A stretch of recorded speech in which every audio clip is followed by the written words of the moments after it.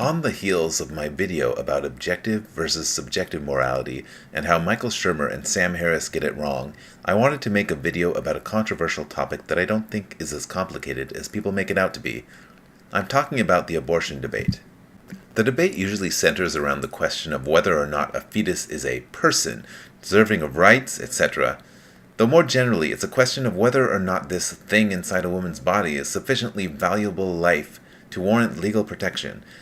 And this is the very definition of a gray area, with some people believing it's sufficiently valuable at conception, and others believing it's not sufficiently valuable until it's born, and most people falling somewhere in between. We come up with all sorts of subjective criteria for our own personal determination of whether or not a fetus is valuable. The ability to feel pain, the ability to form memories, and the ability to survive independently are all examples. Some might resonate really strongly with your sensibilities. Some might seem so agreeable that they feel intuitively obvious, but that doesn't change the fact that they are subjective values. What causes so much friction is two sides trying to impose their subjective values on one another without realizing this subjectivity. In fact, groups of people confusing subjective values with objective ones is a major cause of conflict in the world. What rational people should do in such a situation is acknowledge that these are subjective as a first step, and only then can a discussion begin and a compromise be reached. This discussion usually involves appealing to each other's sensibilities to try and convince them that the values that you hold are also the values that they hold if they simply do enough reflection. For example, you might say, "You don't like suffering, do you? So why would you want an unborn child to suffer?"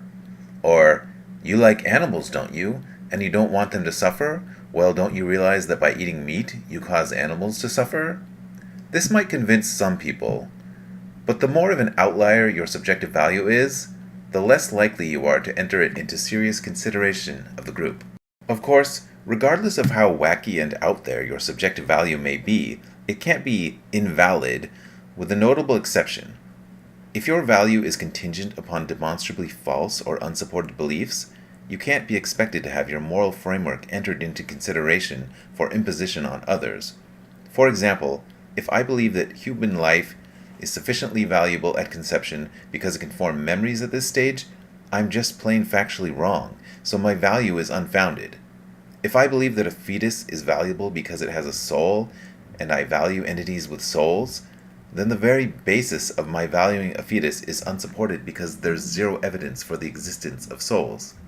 Attempts to impose these values on the population at large should be called out in any free, secular society. So that's basically it. Recognize that your values are subjective, and if you feel strongly enough about your position, you can try to appeal to another's sensibilities.